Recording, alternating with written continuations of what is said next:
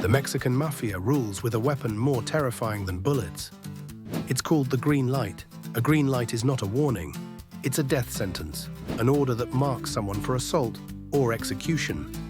It can fall on anyone, a rival, a dropout, even one of their own. And once it's issued, the streets and the prisons come alive with soldiers ready to carry it out. This is how La M enforces discipline, through fear, through blood, through a system where betrayal, weakness, or disrespect are punished the same way permanently. Take the story of Samuel Negro Vilba. He grew up in Artesia, California. Like so many before him, he drifted from street corners into prison yards. In 1984, serving time for drugs at Folsom State Prison, Vilba was pulled deeper into the underworld. That year, he was made a member of the Mexican Mafia. Blood in, blood out. Once inside, he became a power broker. He taxed street gangs, controlled drug sales, and carried out hits. His influence stretched from prison cells to Los Angeles neighborhoods. But in La M, power is never permanent. In 1994, federal prosecutors dropped a massive racketeering case. Vilba was named among 22 defendants, accused of orchestrating murders and drug trafficking. One of the men he allegedly helped greenlight was Charles "Charlie" Brown Manriquez, a name tied to the controversial film American Me.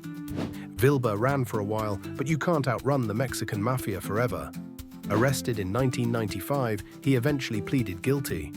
And then he made a fatal mistake. Behind bars, he attacked James Rubato, a respected elder in La M.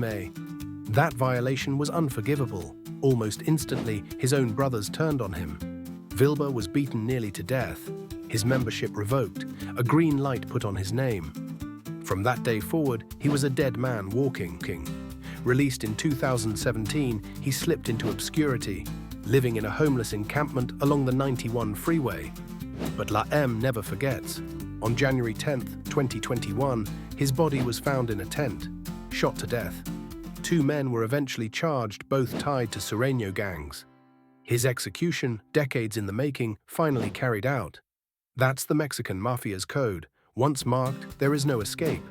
The same fate met David Gallegos. His crime? Cowardice.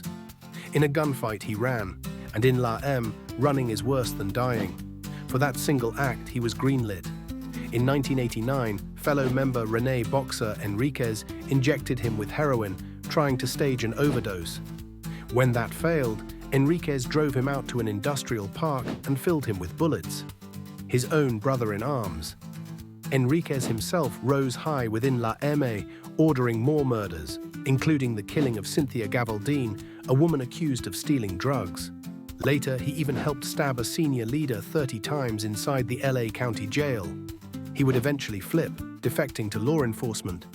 But the blood he spilled was a reminder. In La M, even the powerful can be replaced. Go back further, and you'll find Rodolfo Cheyenne Cadena, a legend, a visionary, and a man who tried to change the system. Born in Texas in 1943, raised in Bakersfield, he entered prison young and violent. By 16, he'd already killed. Inside, he rose quickly, his name whispered with fear. He built alliances with another legend, Joe Morgan, expanding La M's empire across California. But Cheyenne was different. He believed in peace. He reached out to rivals, even the Nuestra Familia, even the Black Guerrilla family, to end senseless killings. He dreamed of unity. La M called it betrayal. On December 17, 1972, in Chino prison, he was cornered. Stabbed over 50 times, beaten, thrown from a tier, his blood pooled on the concrete, and with his death, the fragile hope of peace between prison gangs collapsed. Within a year, 31 more would die in retaliation. Decades later, Hollywood tried to tell his story. American Me portrayed Cadena as a tragic hero. But art has consequences. The film suggested sexual assaults, betrayals, insults to La M's honor, and the green light went out. People tied to the film were threatened, some killed. That's how sacred image and respect are in La M. Even cinema isn't safe. One of those caught in the crossfire was Charles "Charlie" Brown Manriquez. Once a soldier in La M, he advised on American Me. That alone was risky, but then, while locked up, he botched a hit. He had two chances to strike a target and failed. In La M's world, hesitation is death.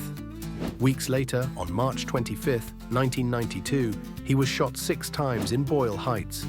His body left riddled with bullets. His killers convicted under RICO charges years later. His name just another lesson in the price of failure. But La M's green light isn't just for individuals. Entire gangs have felt its weight.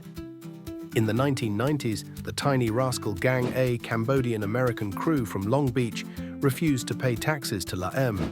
That single act of defiance earned them a green light. Suddenly, every Sureño gang in Southern California was ordered to unite against them.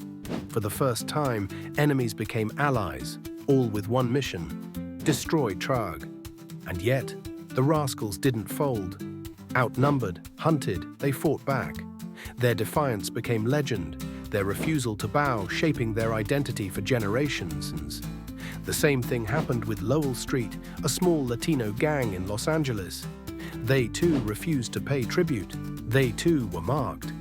The violence that followed became part of a larger war, La M versus those who dared to resist. But perhaps the boldest defiance came from the Maravilla gangs. Since the 1930s, Maravilla stood apart. In the 1950s, when La M first rose, Maravilla refused to kneel. No taxes, no allegiance. Their answer was always no. For that, they've been greenlit for decades, segregated in jails, targeted on the streets, but still standing. Maravilla's defiance proved something few dared believe. You can survive a green light, but it will cost you blood. And now, a new war is brewing. The Venezuelan-born Tren de Aragua cartel, spreading across Latin America, pushing into US cities. Ruthless, expanding, loud, their rise has not gone unnoticed. In 2024, reports surfaced. La M had issued a green light against them. 2 criminal empires on a collision course. One rooted in the California prison system. The other, born in Venezuelan prisons, now crossing borders like wildfire. Their clash is inevitable, and when it happens, the streets will burn. Even La M's own soldiers aren't safe. Michael Torres, a validated member serving 133 years in Sacramento, thought his loyalty would protect him. In July 2023, 2 inmates stabbed him to death. No warning, no mercy. Another green light, another name erased.